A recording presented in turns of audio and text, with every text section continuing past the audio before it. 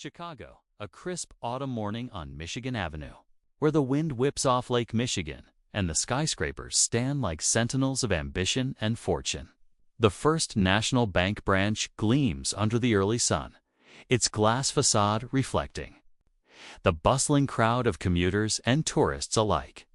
A hub of financial power where deals are sealed and dreams are financed. But on this day, it becomes the stage for an unimaginable confrontation that would ripple far beyond its polished marble floors and brass-trimmed counters.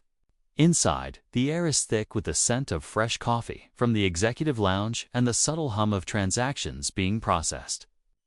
Tellers tapping away at keyboards while clients in tailored suits discuss portfolios with advisors, a symphony of wealth that suddenly shatters when Karen Smith, the branch manager, a woman in her late 40s with sharp features, impeccably styled blonde hair, and a reputation for unyielding efficiency bordering on ruthlessness, spots a man who doesn't fit her narrow vision of who belongs in this sanctuary of privilege.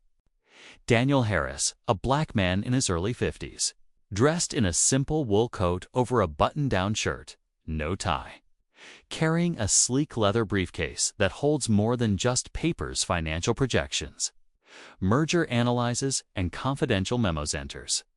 With a purposeful stride, his presence unassuming yet commanding in a way that only those who truly hold power can afford to be subtle about.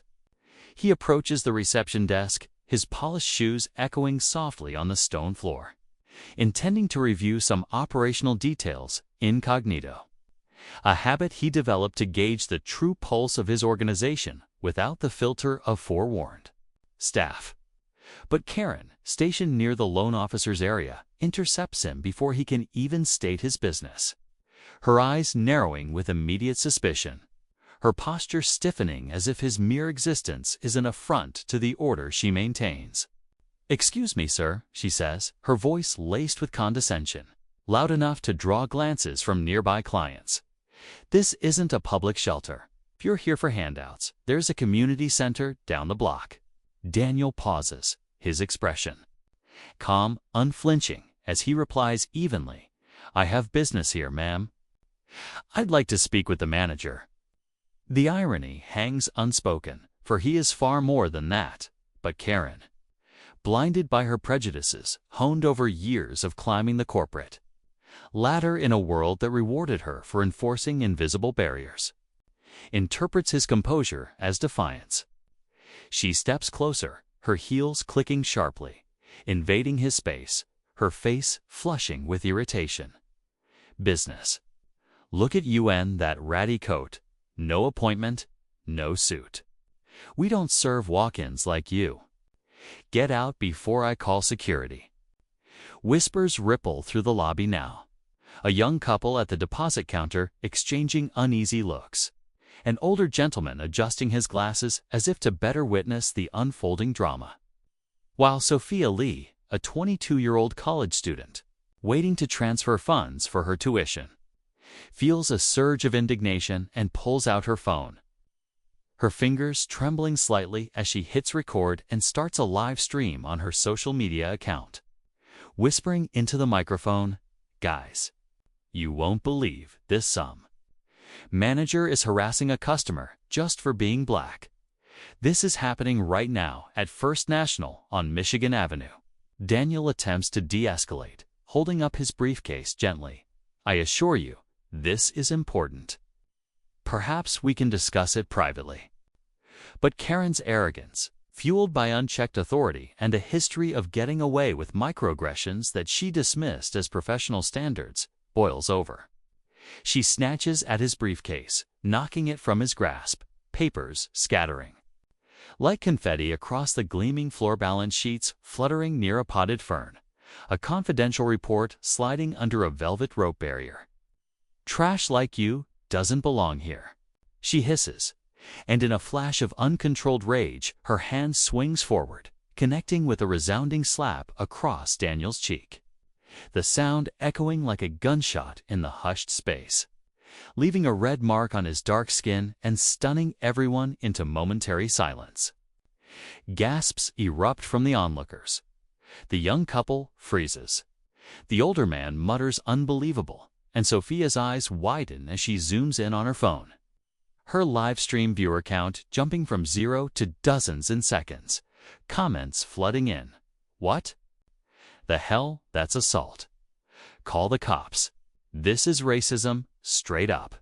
Karen, undeterred, perhaps emboldened by the lack of immediate intervention, kicks at the scattered papers, sending one skidding toward the exit. Security. Remove this intruder before he scares off our real clients. Marcus Johnson, the head of security, a burly man in his 30s with a badge pinned to his uniform, approaches cautiously. His training kicking in to assess threats, but he sees none in Daniel's steady gaze, only a man gathering his documents with deliberate care. Kneeling without haste, his movements graceful despite the humiliation. Marcus hesitates, his hand hovering near his radio. Sensing something off about Karen's command, a code for potential violence that doesn't match the scene before him. Meanwhile, Sophia's stream surges. Viewers now in the hundreds, her narration. Gaining confidence, she just slapped him and called him trash.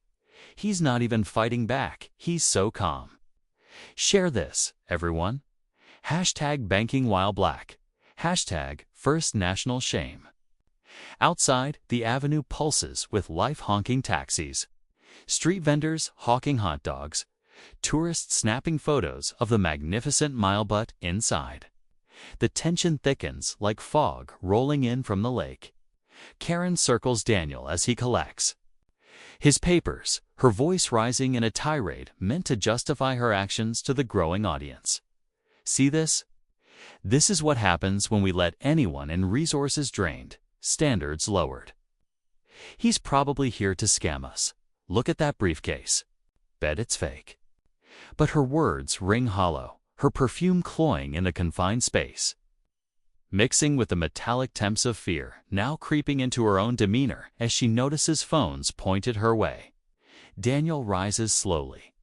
Briefcase reassembled, his cheek still, stinging but his eyes betraying no anger, only a profound patience that unnerves those watching.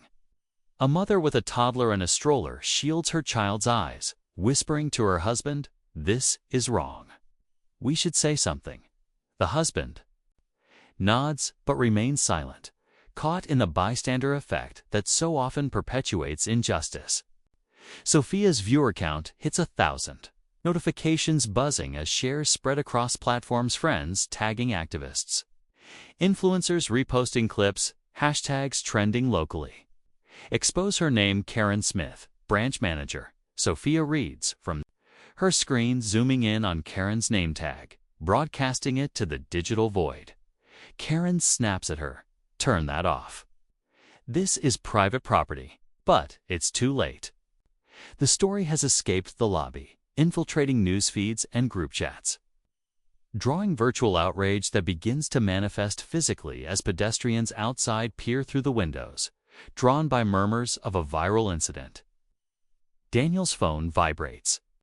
In his pocket, the caller ID flashing Eleanor Brooks, board member. A reminder of the board meeting scheduled later that day across town in the Loop, where decisions on expansions and ethics policies await, but he silences it, focusing on the moment, his mind calculating the broader implications of this encounter. Karen, sensing a shift in the room's energy tellers, exchanging glances behind their counters. Clients edging away from her doubles down, pointing at Daniel's phone. See? Shady calls. Probably coordinating with accomplices. Marcus's code-red aggressive trespasser.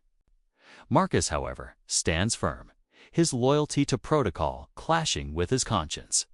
He's seen enough in his years on the job to recognize true threats, and this isn't one. "Ma'am, let's verify his appointment first," he suggests, buying time. His voice steady, but his eyes flicking to Daniel with a hint of respect for the man's unflappable demeanor. The lobby, once a bastion of quiet efficiency, now buzzes with undercurrents of dissent. An elderly Asian woman, Mrs. Chen, who had been waiting for a wire transfer, steps forward slightly. her voice quivering but resolute. "I've banked here for decades, and I've never seen such disrespect. That man hasn't done a thing wrong." Karen whirls on her. "Mind your business, or I'll close your account." But the threat falls flat. Emboldening others, a businessman in a pinstripe suit mutters to his colleague. This could be a lawsuit waiting to happen. Sophia's stream explodes to 5,000 viewers, her phone heating up from the activity. Comments evolving from shock to calls for action. Boycott First National. Tag the NACP. Where's the CEO? This needs to go viral nationally. The digital firestorm draws media attention. A news van from WGN pulls up curbside. Reporters spilling out with cameras, alerted by social media monitors in their newsroom. The story fitting perfectly into the cycle of racial injustice narratives that dominate headlines. Inside, Daniel remains the eye of the storm. His silence a powerful counterpoint to Karen's escalating hysteria. Each insult she hurls, only deepening the grave she's digging for herself. As the clock on the wall ticks forward, the atmosphere charges with anticipation, whispers speculating on Daniel's identity. He looks familiar, doesn't he? Why is he so composed? Most people would yell back. Karen, oblivious to the turning tide, grabs at his arm, attempting to usher him toward the door. "Out, now. You're disrupting everything." But Daniel gently disengages, his voice finally breaking the silence with measured authority. "Ma'am, suggest you reconsider your actions." The words carry weight, hinting at depths unseen, causing a ripple of curiosity among the crowd. Sophia zooms in, capturing the exchange, her narration breathless. He's warning her something big is coming. I can feel it. Outside, the gathering crowd presses against the glass, phones raised. The incident transcending the physical space into a symbol of broader societal fractures. Karen's assistant, Emily, a young woman fresh out of business school, approaches tentatively, her face pale. "Karen, maybe we should take this to the office." There are cameras everywhere, but Karen brushes her off. "I run this place. No one tells me how to handle vermin." The slur hangs heavy, eliciting more gasps, fueling the online frenzy where memes begin circulating. Karen's face superimposed on historical figures of oppression, captions decrying modern-day bigotry. Daniel's phone buzzes again, another board member, but he ignores it. His focus on absorbing the full extent of the bias embedded in his own institution, a revelation that stings deeper than the slap. Marcus, deciding enough is enough, positions himself between them. "Let's all calm down. Sir, do you have ID?" Daniel nods, reaching slowly into his coat, but before he can produce it, Karen lunges forward again, knocking his hand away. Don't let him pull anything. The paranoia peaks, but it's her undoing, as the crowd now openly sides against her. Mrs. Chen, declaring loudly, "Shame on you. This is America, not some segregated club." The lobby erupts in murmurs of agreement, the power dynamic shifting palpably. Sophia's viewer count soars past 10,000. The stream was picked up by influencers with millions of followers, turning local outrage into a national conversation. Reporters outside bang on the door, demanding entry, while inside, the tellers huddle, one whispering, "This is going to be on the news tonight." Daniel, sensing the crescendo, prepares to reveal his truth, but not yet letting the moment marinate, allowing Karen's words to echo in the digital ether, ensuring the lesson is etched indelibly.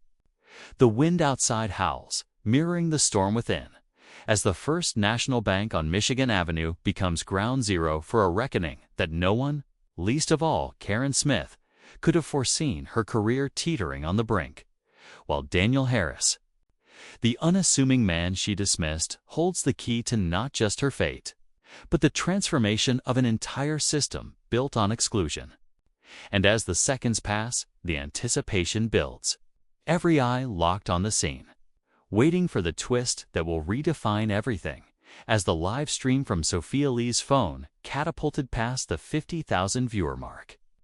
The marble lobby of First National Bank's Michigan Avenue branch in Chicago transformed from a mere financial hub into a pressure cooker of public scrutiny, where every word, every gesture, and every flicker of emotion was amplified through the lens of social media, turning a personal affront into a viral spectacle that drew in commentators from across the nation, from civil rights activists in Atlanta to financial analysts in New York, all dissecting the unfolding drama in real time with hashtags like #Karen at First National and #expose the bias exploding across platforms. Outside the towering glass doors, the magnificent mile's usual hustle shoppers laden with bags from luxury boutiques, office workers grabbing midday lattes ground to a halt as word spread via notifications and shares, pedestrians clustering. Like moths to a flame, their phones held aloft to capture glimpses through the reflective panes, while a CBS Chicago news van screeched to a stop at the curb, its crew deploying with practiced urgency. Reporter Mia Gonzalez adjusting her earpiece as she directed her cameraman to frame the building's entrance, already piecing together a lit-in script about corporate racism in the heart of the Windy City. Inside, Karen Smith, still oblivious to the full extent of her exposure, paced with feigned authority, her blouse slightly askew from the earlier confrontation, barking orders at Marcus Johnson, the security head, whose broad shoulders now seemed burdened not just by his uniform, but by the moral quandary of enforcing what he increasingly suspected was an unjust directive. "Marcus, I said code red. Get him out now, or I'll have your badge." Karen's voice cracked slightly, a hairline fracture in her composure that only those closest could detect, her eyes darting to the growing murmurs among the clients, where the young couple at the deposit counter had transitioned from passive observers to active participants, the woman dialing what appeared to be a hotline for consumer complaints while her partner tweeted furiously, his thumbs a blur on the screen. Daniel Harris, the epicenter of it all, stood with an almost ethereal calm, his wool coat draped over one arm, briefcase securely in hand once more, his cheek bearing the faint outline of Karen's slap like a badge of unwarranted aggression. Yet, his dark eyes held no malice, only a strategic patience forged from years navigating boardrooms where subtlety often trumped overt power plays.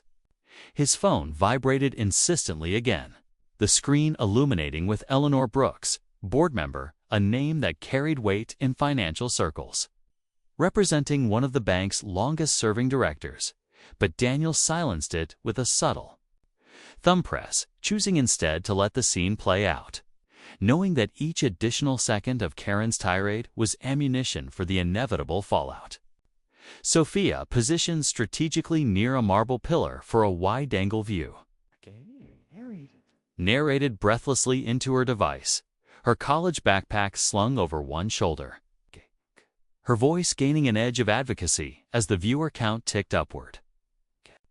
"Everyone, she's still going off calling for security like he's a criminal, but look at him, he's not even raising his voice.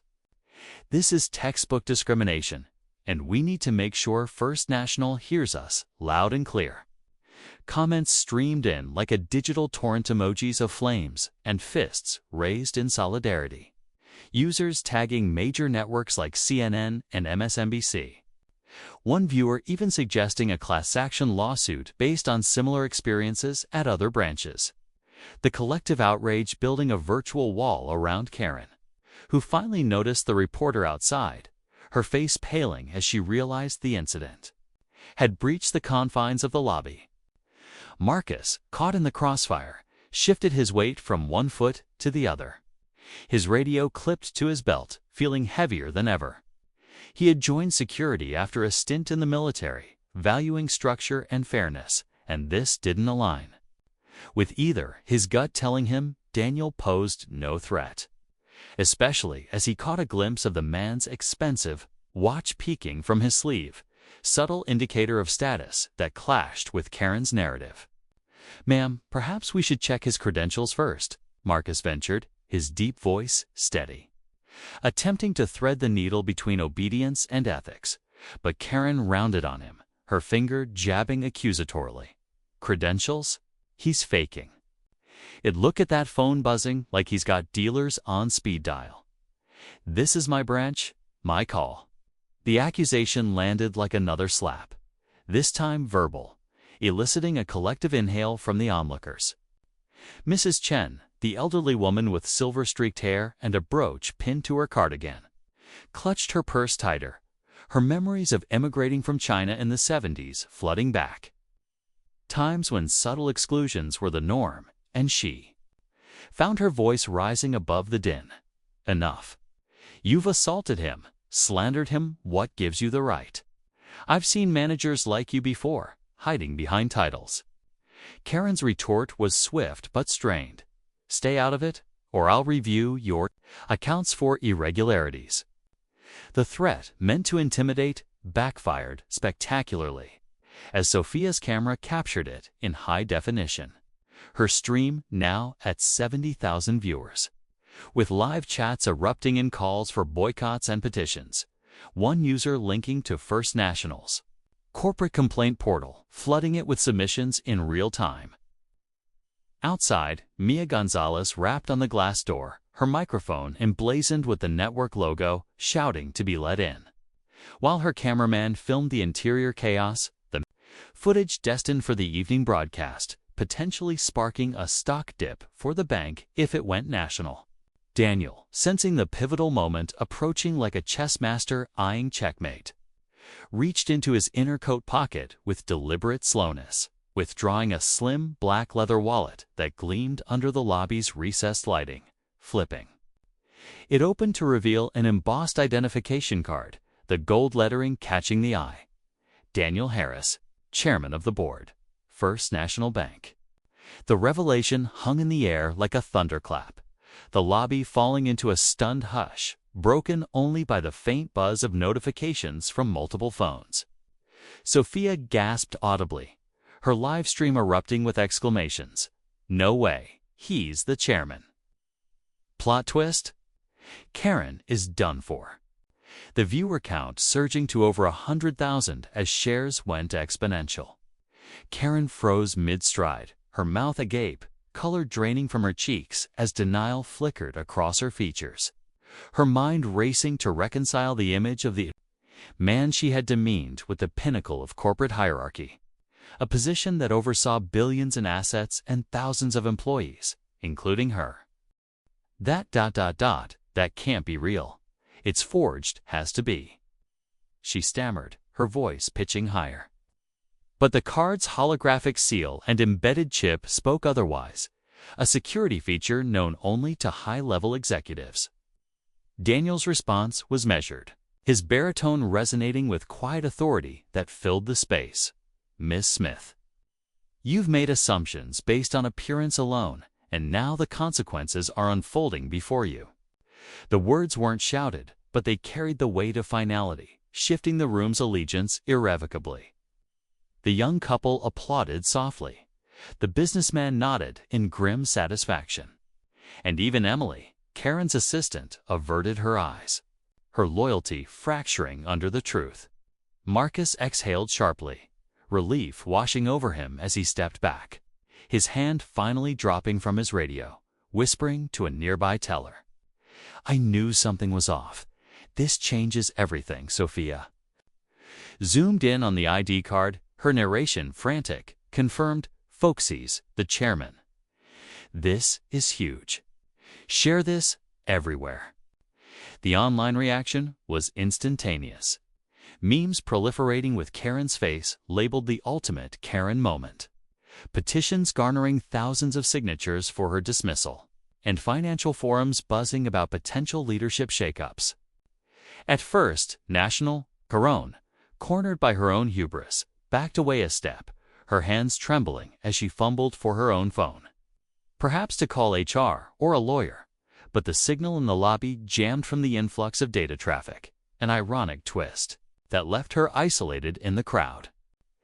Daniel, without a trace of gloating, tapped his phone screen, dialing Eleanor Brooks directly, the line connecting on speaker for emphasis. "Eleanor, it's Daniel. I'm at the Michigan branch. Yes, the incident you've no doubt seen online. Initiate. Protocol for internal investigation. Send the compliance team immediately." Eleanor's voice, crisp and professional, echoed through the lobby. "Understood, Chairman.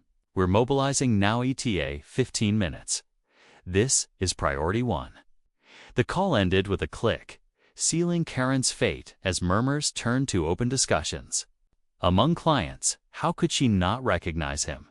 This bank's got deeper issues if this is how they treat people. Mrs. Chen approached Daniel tentatively, offering a nod of respect. "Sir, your restraint is admirable. Many would have lashed." "Out." Daniel smiled faintly, acknowledging her. "Thank you. It's about the bigger picture now." Outside, the crowd swelled, police arriving to manage the perimeter as more news vans joined. The story breaking on local feeds with Karen's Reading Bank chairman assaulted by manager in viral video. Karen, her world crumbling, tried to rally. "Mr. Harris, I didn't know. You'd said something earlier," but Daniel cut her off gently, yet firmly. "That's precisely the issue.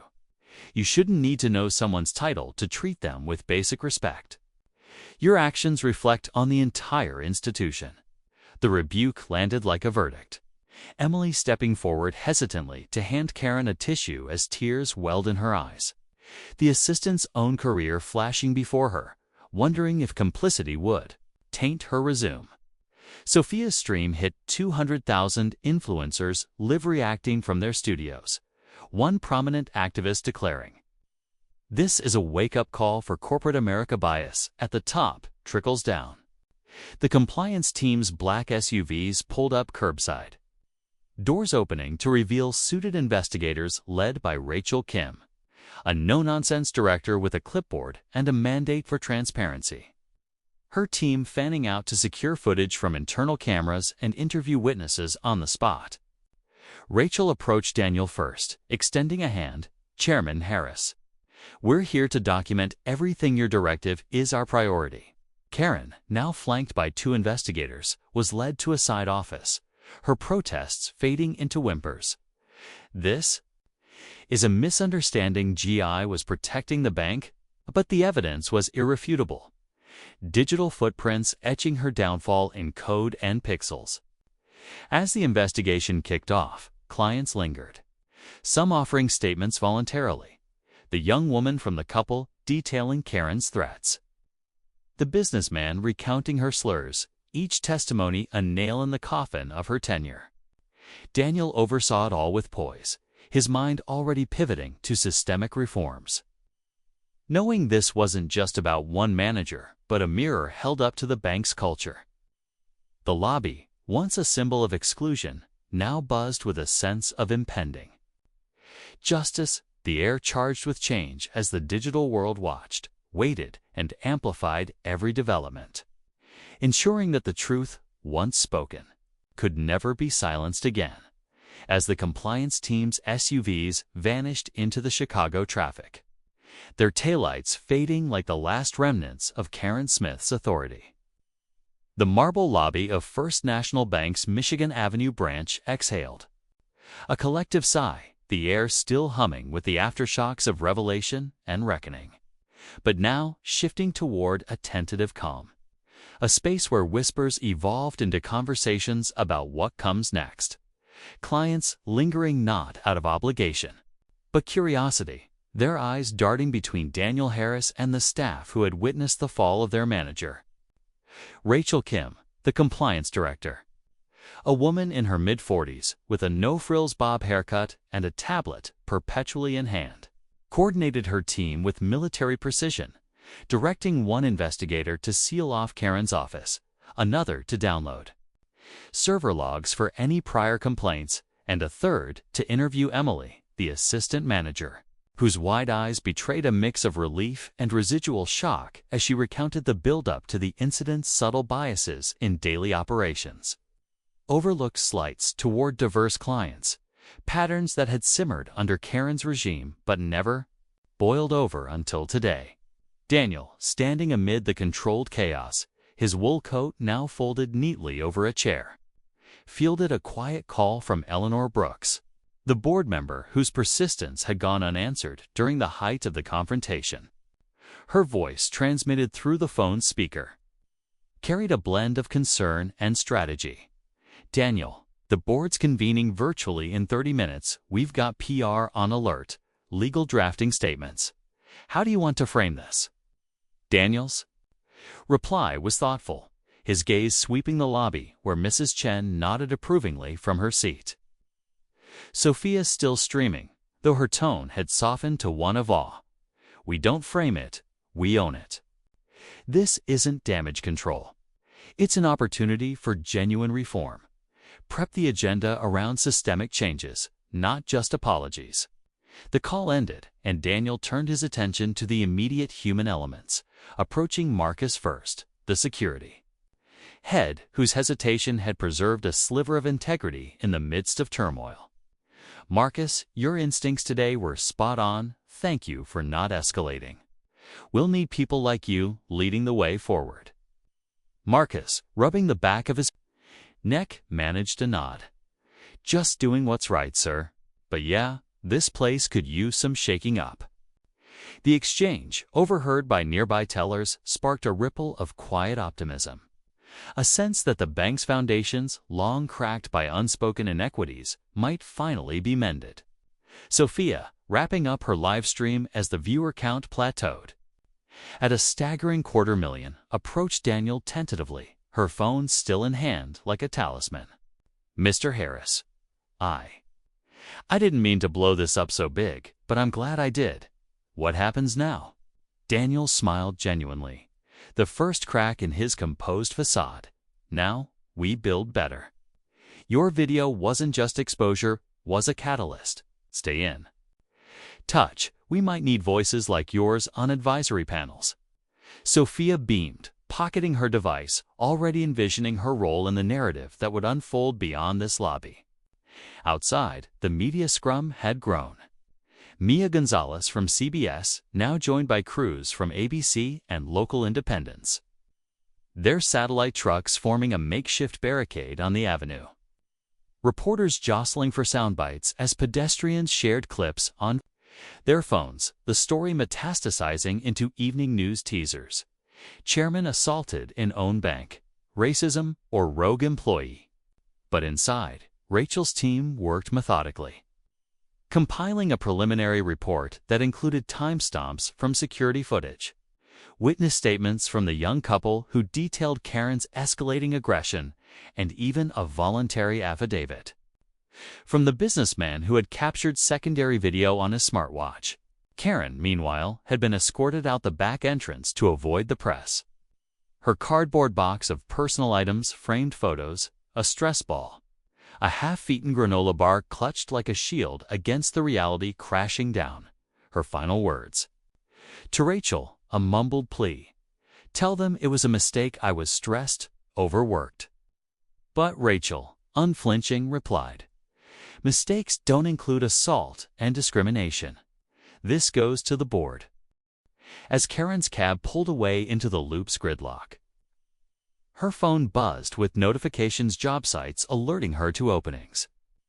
But more ominously, social media tags branding her the face of corporate bigotry, her LinkedIn profile already flooded with condemnations, recruiters silently blacklisting her in group chats. Her career not just paused, but pulverized in the digital age's unforgiving grinder. Back in the lobby, Daniel convened a huddle with the remaining staff, his voice projecting a vision that transcended the scandal. "Today, exposed flaws. We can't ignore biases that affect not just one person, but our culture. Starting now, we're implementing interim protocols. No client turned away without verification. Mandatory de-escalation training by week's end, and an open forum for your input." Emily, stepping up as interim manager, nodded vigorously. "I'll coordinate the sessions." We've got resources from HR. The tellers, a diverse group, including a young Latina woman and an older black man, exchanged glances of cautious hope. One whispering, "Finally, someone at the top who gets it." As the board meeting commenced via video link from Daniel's commandeered office, the discussion pivoted from crisis to catalyst. Eleanor, leading with market data, stocks down 3%. But social sentiment is turning positive on your handling, and analysts praising transparency. Daniel outlined his blueprint for the Equitable Banking Initiative, a multifaceted program drawing from best practices in diversity consulting, including partnerships with organizations like the Urban League for External Audits, revamped hiring processes to prioritize inclusive leadership, and tech integrations like AI monitored interactions to flag biased language in real time. Board members, a mix of seasoned financiers and newer voices from tech and philanthropy, debated nuances, one suggesting pilot programs in underserved neighborhoods, another advocating for employee resource groups focused on racial equity. But consensus built around Daniel's core tenet: reform isn't punitive, it's proactive. We measure success not by avoiding scandals, but by fostering an environment where they can thrive. The meeting adjourned with unanimous approval, task forces assigned, and a press release drafted for immediate dissemination, emphasizing accountability and commitment rather than deflection. In the ensuing weeks, the initiative rolled out with tangible momentum. Training sessions at the Michigan branch featured role-playing scenarios drawn from the incident itself. Staff confronting hypothetical biases in safe spaces facilitated by certified day experts. Marcus leading modules on ethical security practices, emphasizing empathy over enforcement. Clients noticed changes signage, promoting inclusive services. Multilingual tellers prioritized for diverse neighborhoods, and feedback kiosks encouraging anonymous reports. Mrs. Chen, returning for her wire transfer, was greeted warmly by Emily. "We're glad you're back. Your voice mattered that day." The elderly woman smiled. "Keep listening, and you'll keep customers." Sophia, true to her word, joined a youth advisory council, her input shaping digital campaigns that leveraged social media for positive outreach. Her viral fame channeling into advocacy, speaking at university panels about citizen journalism's role in corporate reform. 6 months later, First National's transformation was evident in metrics and morale. Stock rebounded with a 5% gain, driven by investor praise for ethical governance. Customer satisfaction surveys spiked among minority demographics. Branches in Bronzeville and Pilsen reporting record account openings. And industry awards trickled in, including a nod from Forbes for Most Improved Corporate Culture. Daniel, profiled in Bloomberg as the chairman who turned humiliation into innovation, remained grounded, touring branches nationwide to host town halls, sharing his story not as heroism but as a cautionary tale. "I endured that slap because too many have without recourse. Now we're ensuring no one does." Karen's aftermath was quieter, her attempts at reinvention stymied by the indelible online footprint.